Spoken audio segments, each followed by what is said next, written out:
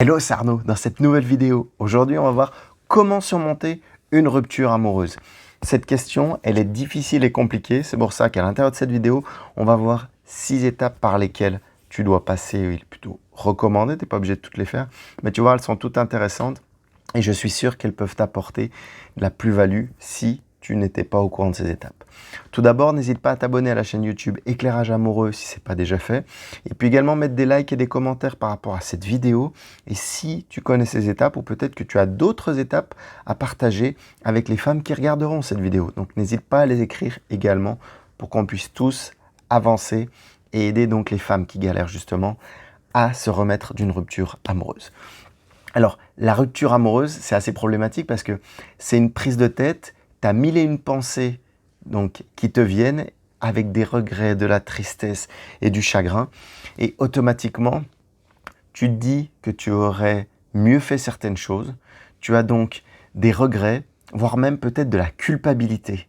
Et c'est un petit peu le problème parce que avec ce cercle vicieux, tu vas avoir une estime de toi qui va baisser. Tu vas perdre un peu confiance. C'est pour ça que c'est important, en fait, de vraiment réagir pour reprendre ta vie en main et puis surtout de te projeter parce que si tu restes dans cet état négatif, tu vas déprimer. Donc de te projeter vraiment vers un avenir avec des nouveaux objectifs et donc les étapes que nous allons voir ensuite. La première étape, ça va être t'entourer de bonnes personnes, vraiment avec un entourage, que ce soit des amis ou de la famille, mais vraiment être entouré pour être soutenu. Parce que si tu restes seul, renfermé sur toi-même, comme je te le disais juste avant, tu vas rester dans les pensées négatives. Donc ça va être un grand classique, mais surtout en fait, cet entourage va pouvoir te faire remarquer ce que toi, tu ne voyais pas. Par exemple, des fois, on peut être dans une relation et l'auto-analyse est très compliquée et les gens peuvent remarquer des choses que toi-même, tu n'avais pas vues, des gens extérieurs. C'est toujours plus facile d'analyser quelqu'un que de s'analyser soi-même. Donc l'auto-analyse est vachement important et ton entourage ou tes amis vont pouvoir t'aider à te parler de problèmes auxquels tu n'avais pas fait attention. Donc ça peut t'aider pour te remettre d'une rupture amoureuse et également pour ne pas refaire l'erreur pour une relation suivante, j'ai envie de dire. Donc ça, c'est super important. Et puis surtout, ça va te permettre en fait de parler, mais uniquement simplement le fait de parler, ça va te permettre d'exprimer en fait toute la douleur.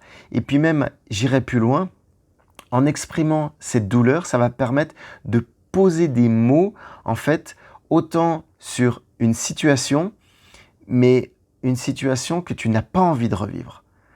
Et le fait de sortir tes émotions, elles ne vont plus être à l'intérieur de toi et tu vas pouvoir les digérer. Quitte à pleurer, peut-être tu as peut-être besoin de pleurer pour les digérer. C'est pas gênant.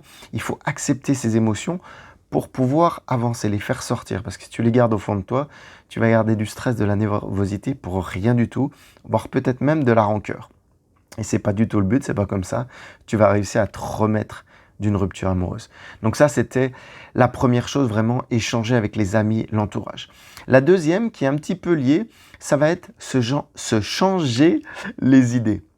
Alors plus particulièrement, même si tu passes du temps avec tes amis ou avec de la famille, en te changeant les idées, ça va te permettre d'être soutenu et puis automatiquement, quand tu vas être avec d'autres personnes, en étant soutenu, d'augmenter un peu ta confiance en toi, de reprendre de la confiance en toi en faisant d'autres choses, puisque évidemment, tu sais faire d'autres choses. C'est pas parce que ta relation s'est mal finie que tu ne sais rien faire d'autre.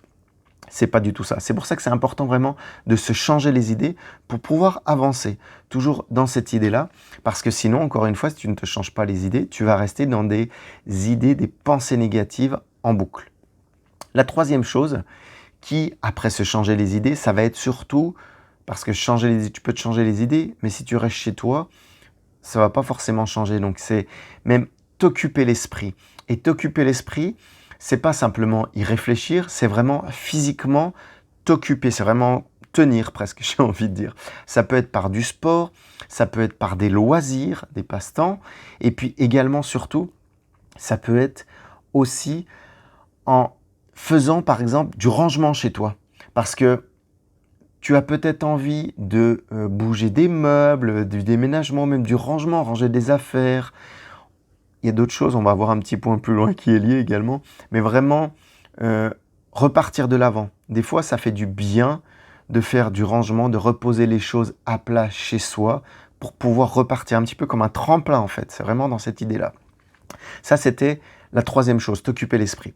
La quatrième chose, ça va être la culpabilité. Il ne faut pas que tu aies de culpabilité. Et là, on en revient, j'ai failli t'en parler avant, parce qu'en fait, quand on est seul, on va avoir une certaine autocritique. Automatiquement, tu ne vas pas toujours être entouré. Tu vas avoir une certaine autocritique. Et c'est ça qui va être le plus destructeur, j'ai envie de dire, parce que en tant qu'être humain, on reconnaît facilement ses défauts et on a tendance à appuyer dessus. Et pourquoi en fait? Simplement parce que de cette manière, ça t'évite de les refaire. C'est l'être humain qui est comme ça. On pointe toujours le négatif et on pointe rarement le positif. Ça se ressent beaucoup dans le travail. Souvent, quand tu es salarié, tu as un manager ou quelqu'un au-dessus de toi, il te dit rarement que c'est bien.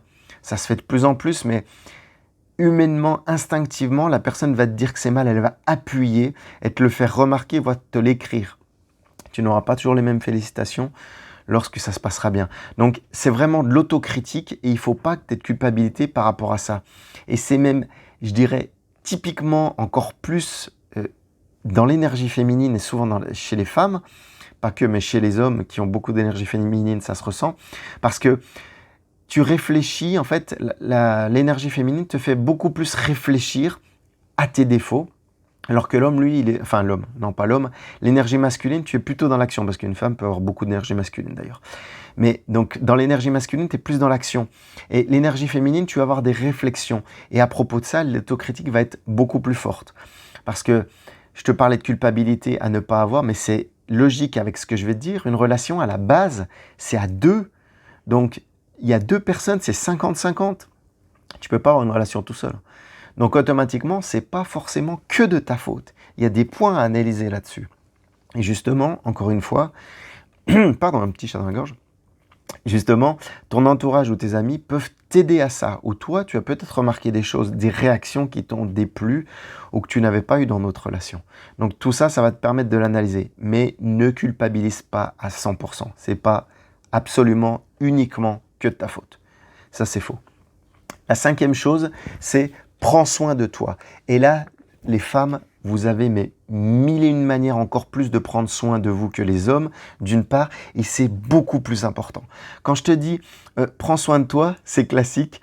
Chez les femmes, c'est changer d'apparence. Mais alors, changer d'apparence sur plein de choses. Moi, je trouve ça formidable, ça m'éclate. Souvent, une femme qui veut surmonter une rupture, elle change au niveau de ses cheveux, la coupe de cheveux, la couleur, la longueur, la forme, tout. Elle change sur ses cheveux, parfois sur les ongles, parfois sur les produits de beauté, sur ses vêtements, sur ses chaussures. Il y a plein de trucs. Il y a plein de trucs comme ça. Et justement, c'est important de prendre soin de toi après une rupture. Parce que le fait de changer ce look, en fait, automatiquement, ça va te donner l'impression de laisser ton passé derrière toi, de l'enterrer un peu, j'ai envie de dire, entre guillemets. Et ça va être super important dans l'idée de digérer, encore une fois, tes émotions. Ça va vraiment t'aider, ça va te faire une passade, mais qui se remarquera, tu vois.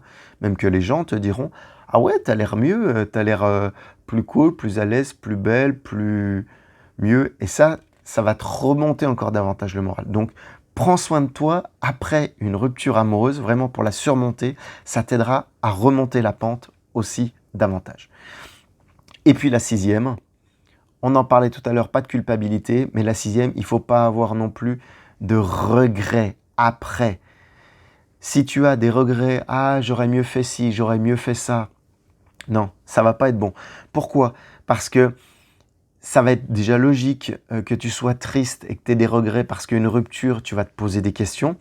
Mais en fait, il n'y a pas de regrets à avoir parce que tu as passé des bons moments dans cette relation. Il y a eu peut-être un bas et une rupture, mais tu as passé des bons moments, peut-être que tu as même appris des choses sur toi d'ailleurs. Donc ça a pu être aussi positif, il ne faut pas que tu aies de regrets. Et puis, là on était à 6 étapes, mais on pourrait presque en dire Une septième qui les lie tous ces six étapes, on va dire une septième étape bonus. Et en fait, c'est prendre le temps de digérer. Mais même au-delà, des fois, après une rupture amoureuse, les femmes comme les hommes, mais peut-être plus les femmes, sont pressées en fait de retrouver quelqu'un pour ne plus souffrir, ne plus être triste. Justement pour conserver cette énergie aussi féminine dans la joie, dans l'enthousiasme. Et veulent retrouver rapidement quelqu'un. Mais le problème, ça sert à rien de courir rapidement après quelqu'un si tu n'as pas digéré ta rupture. D'une part, tu n'es pas à 100% libre dans ta tête, dans ton cœur, dans ton corps. Et l'autre chose, c'est que il va falloir que tu digères les émotions. Il y a un cycle d'ailleurs un peu des émotions. Tu peux pas du jour au lendemain en fait te dire ça y est, c'est bon, ma rupture elle est derrière moi, c'est fini. Comme je te le disais tout à l'heure, certaines femmes, même des hommes, ont besoin de pleurer pour digérer en fait. C'est normal, on a tous une manière de digérer. Mais il faut passer par ce cycle des émotions, vraiment prendre le temps et pas vouloir aller trop vite. Parce que pour surmonter ou pour remonter après une rupture, j'ai envie de te dire, il faut que tu descendes. Sinon, tu ne pourras pas remonter si tu n'es pas descendu. Donc vraiment, prends conscience des choses, accepte-les, digère-les, prends le temps de te reconstruire, de prendre soin de toi, de ne pas avoir de culpabilité, tout ça, toutes les étapes qu'on a vues, pour remonter et surmonter cette fameuse rupture amoureuse. Si tu as besoin de réécouter ces étapes, écoute-les, c'est super important. Et puis également, si tu n'arrives pas à mettre le point sur certains détails ou que tu as besoin de quelqu'un pour avancer, n'hésite pas à me contacter sur arnaud.rivière, sur Facebook ou sur Instagram. Et ce sera avec grand plaisir que je te répondrai et que je t'accompagnerai à mettre le doigt sur les choses que tu ne vois pas ou peut-être qui piquent et que tu as du mal à résoudre seul. Je te souhaite une excellente soirée et je te dis au plaisir dans une prochaine vidéo. Ciao, bye bye.